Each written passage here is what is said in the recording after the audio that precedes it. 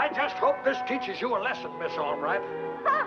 The idea of closing out my checking account simply because my figures showed the bank owed me $1.08, treating me like a child.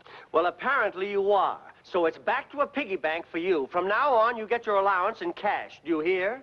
Here? From the way you were screaming around the bank, I was never so embarrassed in my life. You were embarrassed. What about me? I'm a director of that bank. And you whip up a big crisis over a difference of $1.08 between their statement and your check stubs.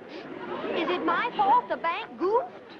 Threatening to write the Federal Reserve Commission in Washington and demand an official audit. It worked, didn't it? They paid me my $1.08, didn't they? That proves I was right. They paid you off because it would have cost a lot more to have an audit than to let you think a woman's arithmetic was better than a bank's. I still say my figures were right. Oh, I give up. I wish I knew why you can't be a reasonable, normal girl like your mother was. You mean I inherited my pixie blood from you, Dad? On the contrary, I was a sensible, hard-working young man, full of purpose, allowing no frivolity to handicap my drive toward success. Well, if you were such a stuffy, conservative type, then where do I get me from? From your maternal grandmother, for whom you were named. Grandmother Margie. What a character she was. And you're just like her. I wish I'd known her. She was a grand old gal at that. You know, it was through her I met your father and gave him his first job. Really? But like anything else your grandmother was mixed up in, it meant a rough time for all concerned. Do you know what she did to me? No, but I'm with Grandma. I was fresh out of Boston U and courting your mother. That was back in 1930, right after the big crash in 29. Oh, things were pretty tough, but Grandmother Margie managed to make them tougher. For me, anyway. And then, one day when I came to call on her... Now, Kathy, I do think you ought to know more about this Albright boy before you lose your head completely. I know all I need to know, Mother. I love him.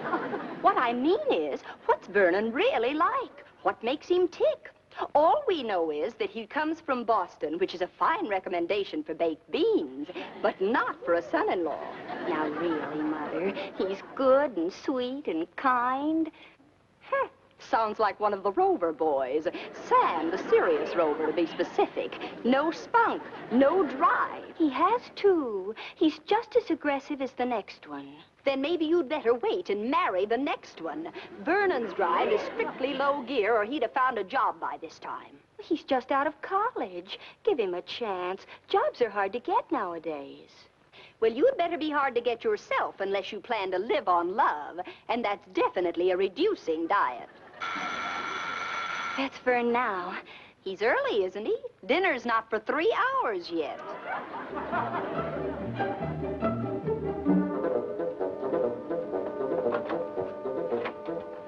Tennis, anyone? How about a love set? Be careful. Mother's in the living room. Why don't you go in and say hello while I run upstairs and get my racket? Do I have to? I don't feel very comfortable with your mother. I don't think she likes me very much. Oh, her bark's a lot worse than her bite. I'll be down in 2 shakes.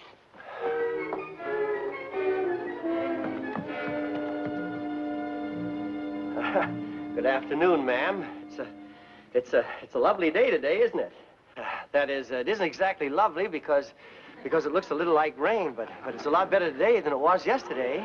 Of course, yesterday was pretty bad, too. That's what I like. Noel Coward dialogue. Oh. Well, So much for small talk, now to business. Sit down. Now tell me, why are you playing tennis when you ought to be out looking for a job? Oh, I've been looking. I've combed the town, but you know what the situation is these days. Jobs are few and far between. So are the hairs on a bald man's head, but he keeps combing and hoping.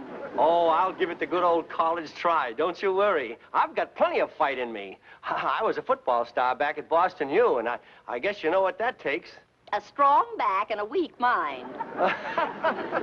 Oh, that's very funny, ma'am. I'll tell that to the fellas at the next class reunion.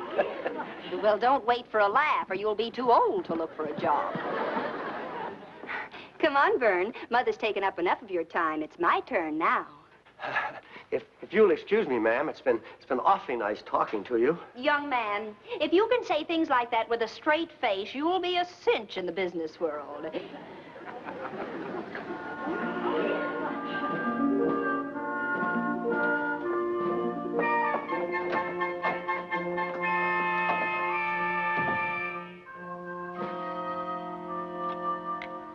Hello, operator. Give me Manhattan 2134, please. Hello, Honeywell talking. Oh, hello, Margie. Glad you called. Yeah, I just found a buyer for that stock of yours. Good thing you hung on to it. That's fine, George. But I have something more urgent to discuss with you. A personal favor. Now, don't argue, George. It's not another one of my wild schemes. It's business. Yes. No, I'll come down to your office right away. Goodbye.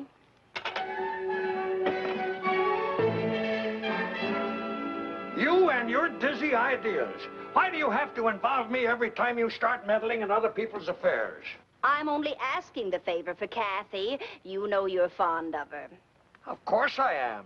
Kathy is a constant source of wonder to me. I can't understand how she can be such a sweet, normal girl with a nut like you for a mother. Well, maybe I am, but there's nothing nutty about finding out what Kathy's young man is made of, is there? See if he's right for her? No, I guess not. All right. You want me to give this Albright fellow a job, so I'll do it. No, George, you've got it all wrong. I don't want you to give him a job. That won't accomplish my purpose at all. I'm going to tell him there's a job open here, but I want you to make him really fight to get it. Put all sorts of obstacles in his way. Test his perseverance, his ingenuity, and aggressiveness. Margie, sometimes I wonder if you didn't cause the crash in 29.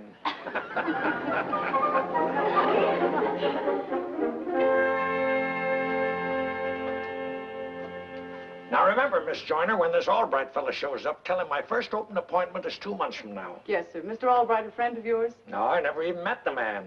I'm doing this for one of our clients. May I ask why? We want to see how he handles a businessman's first line of defense, the secretary.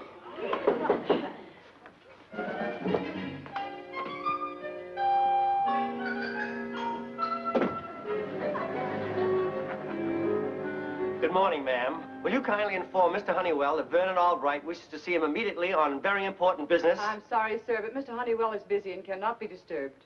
Oh, I see. That's okay. I'll come back some other time. I'm terribly sorry to have bothered you.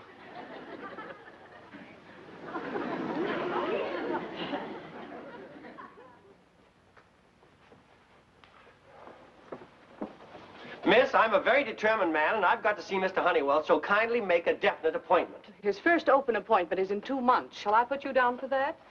2 months? But I've got to see him before then, or Kathy's mother will fracture me. I mean, this is an emergency. I'm sorry, but 2 months is the earliest open appointment. Yes, Mr. Honeywell. Call the Power and Light Company and tell them to come and fix this blasted heater in my office. Yes, sir. Tell them I'm a stockholder in their company and I want service. Have them send a man over here right away. Yes, sir. Excuse me, Mr. Albright. Oh, that's all right. I don't think I'll need an appointment now.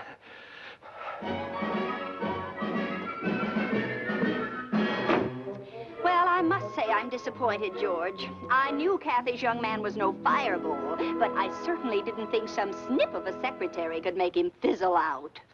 I guess he just hasn't got what it takes. Wait a minute. Hold the phone. Power and Light Company, sir, tracing down a short. There's been a new development in the matter we were discussing. I'll call you back. So you're from the Power and Light Company, eh? You didn't waste much time getting here. Oh, I never waste time when there's a job to be done. And speaking of jobs, I'd like to talk to you about... I didn't send for you to talk. I sent for you to fix that electric heater, so do it. Yes, sir. But about that job... I'm going to call the power company and have you fired. Now, wait a minute, Mr. Honeywell. You don't understand. Shut up and get out of my office.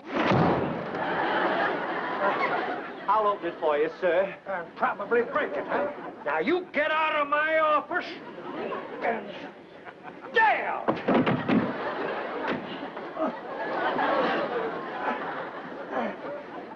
Well, you're Now, Mr. Albright, you're not with the power company.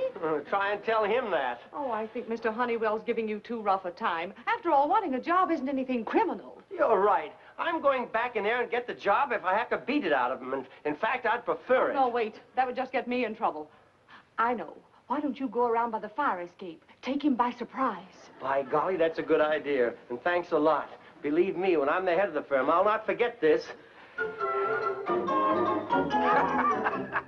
And Margie, you should have seen his face when I gave him the old heave-ho. It was really something. Uh-oh, he's back from order. Now you listen. I'm a stockholder in the Power and Light Company. I don't want explanations. I want action, sir. What do I want you to do? Drop the boom on them. Oh, help! Help, Mr. Honeywell! Oh, let me go! Let me go! I'll call you back, Margie. There's something caught in my gopher trap. Oh, yeah, Well, had a little accident, didn't we? You did that on purpose. Just teaching you the first rules of business. Never stick your neck out. Why, you old... Now you listen to me for a change. I'm sick and tired of you bullying me. Now sit down. Glad to, my boy. Glad to. I'm always willing to listen to what a member of my firm has to say. Okay. Now, first of all, member of your firm? You mean I got the job? You got the spirit, you got the perseverance, and I like that. How'd you like to start as the head of a department? Oh, that's terrific. But I didn't expect to start at the top, Mr. Honeywell. What department am I going to head? The maintenance department. You are now officially the janitor. Janitor? Come along, I'll put you on the payroll.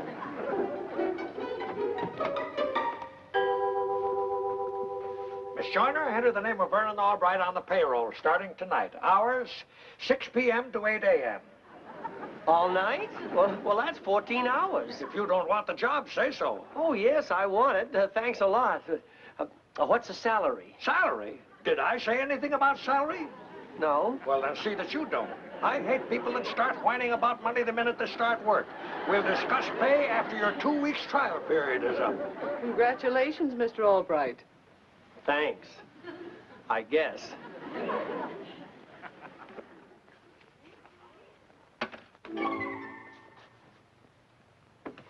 Miss Joyner, was that a paper clip I just heard? How many times have I told you not to waste paper clips?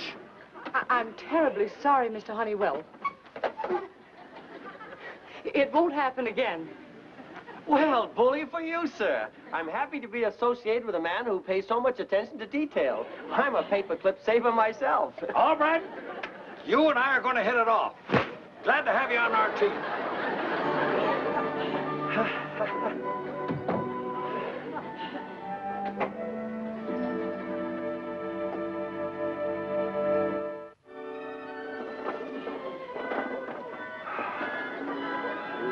7 o'clock, only an hour to go.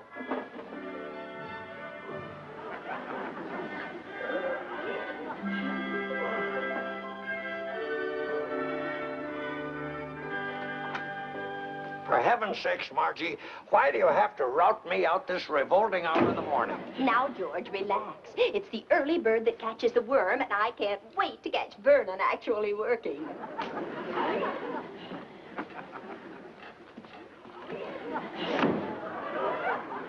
All right, wake up. Oh, Mr. Honeywell. What's the idea of sleeping on the job? Good morning, ma'am. So this is the way you show your appreciation. And to think I recommended you to Mr. Honeywell. I won't blame you if you discharge him at once, George. Oh, no, please don't fire me, Mr. Honeywell. I've worked hard all night. Look, I've swept, dusted, and cleaned your floor. I filled your waste paper basket, and I emptied your inkwells. And see, I salvaged a good 10 cents worth of paper clips. Congratulations, Albright. Why, you're a born executive. Oh, thank you, sir. And now I think I'll go and punch the time clock. Just a moment, Vernon. Surely you're not going home. Why, yes. Well, you'll never get ahead that way. You've got to stop watching the clock. I'm sure Mr. Honeywell will let you stay in the office the rest of the day and learn the business. The rest of the day? But I worked hard all night. I'll tell you what, Albright. You can work days as my office boy. Now go get a shave and a shower and be back in 20 minutes. Yes, sir.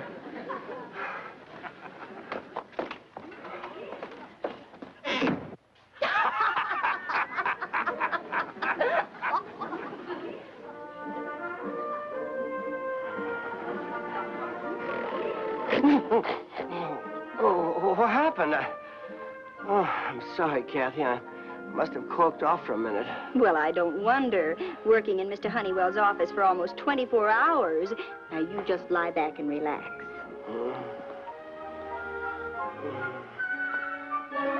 Rise and shine, Vernon. It's almost 6. Time to go to work. Now, Mother, Vernon can't keep this up forever. He just finished his office boy job at 5 o'clock. Oh, don't worry, Kathy. I can take it.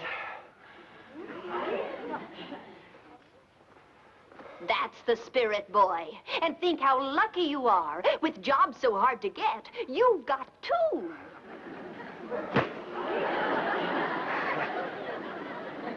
Well, Kathy, aren't you going to say goodnight to your budding tycoon? Yes, Mother. Vern.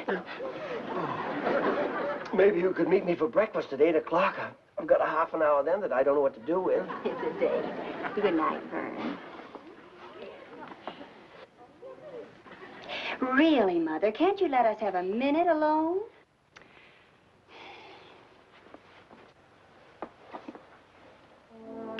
See you in the morning. And don't be discouraged. Things will work out. You'll see.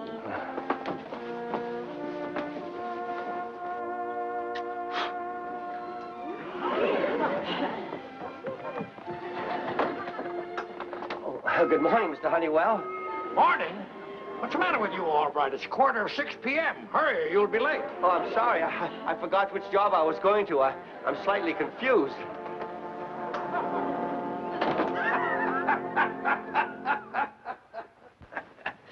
I'm beginning to feel sorry for the boy, Margie. How long are we going to keep up the act? As long as necessary to find out what he's really made of.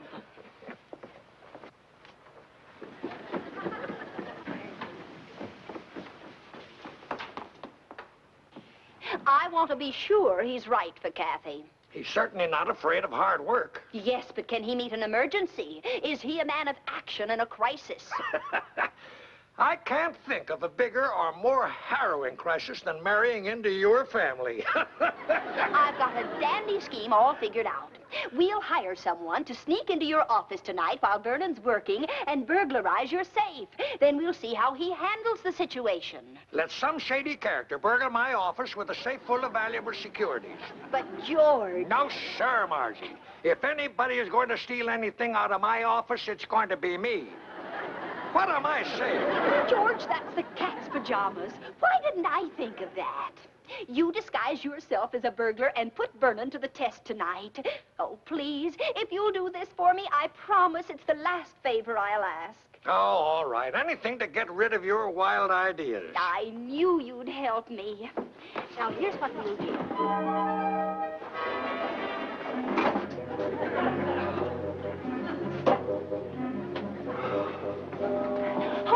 Vern!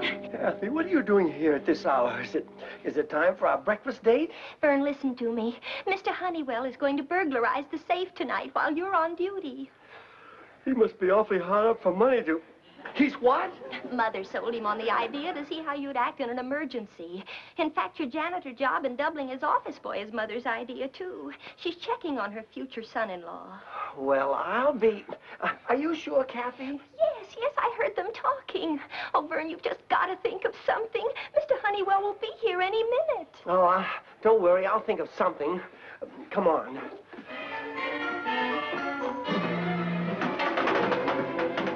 When I get through with that old goat, he'll wish he'd never met your mother. What are you going to do with that metal wastebasket? I'm going to bring the situation to a head, namely Mr. Honeywell's.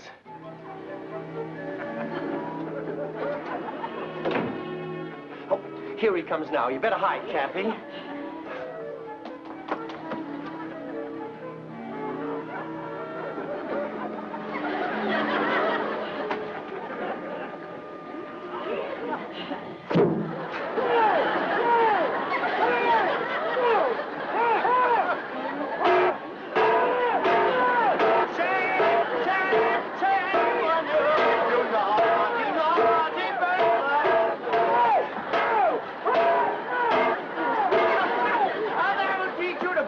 Beloved employer's office, you cheap crook. I'm going to call the police.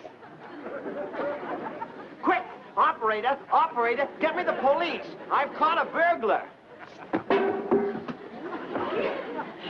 No, don't call the police. It's me, Albright. Look at me, boy. Mr. Honeywell, you a burglar. I can't believe it. Oh, wait a minute. You don't understand. I understand, all right. You came here to rob your own safe, to cover up. There is a shortage in your accounts. There is not, believe me. This is just a joke. Kathy's mother put me up to it, I swear. Oh, that's a likely story. And this is going to look pretty bad when it hits the newspapers. And don't tell me it's your word against mine, because I've got a witness. You bet he has. I'll swear to anything that'll teach you and Mother a much-needed lesson. Kathy, what are you doing here? Never mind, Kathy. You better figure out what you're going to tell the police when they arrive. Please, don't call the police, I beg you. Even if it isn't true, the scandal will ruin me. Please, I'll do anything, anything. I won't call the police on two conditions. First, that you give me a job in your firm at, say, $100 a week to start. It's a deal, boy. Anything that you say. And second, that you help me get even with my prospective mother-in-law. That I'm heartily in favor of.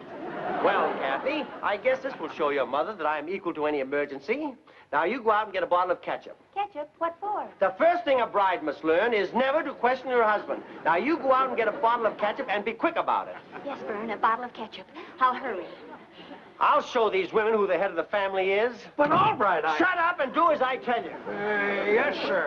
Anything you say, my boy. Hello? Is that you, George? How did you... What? Say that again, Vernon. You just shot Mr. Honeywell? Body on the floor? Blood? Oh, Vernon! No, don't call the police until I get there.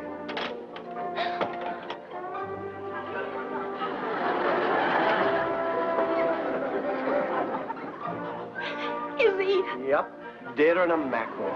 Oh! I didn't know it was Mr. Honeywell until after I'd fired the fatal shot. Oh, the poor guy. I caught him robbing his own safe. He must have been short in his accounts. No, it was all my fault. I killed him, not you. Your fault? Why, whatever do you mean, ma'am? I put him up to this. I wanted to test your mettle, Vernon. It was all a grisly joke. Well, your little joke has ruined 4 lives. Mr. Honeywell is kaput, and Kathy's life will be ruined because the man she loves must go to prison, along with her mother. Me? Go to prison? Well, of course. You're the accessory before the fact, aren't you? Well, I guess there's nothing to do now but call the police and give ourselves up.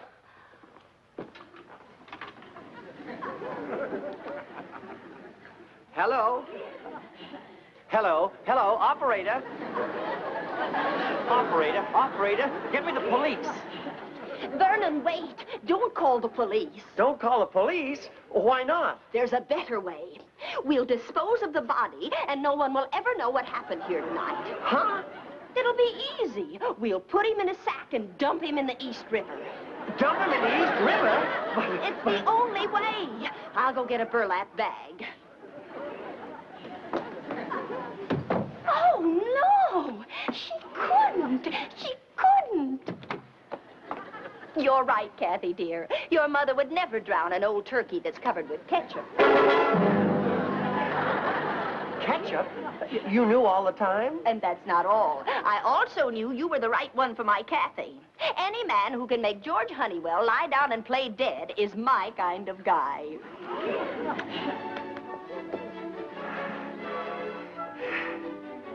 Well, that's my little mother-in-law.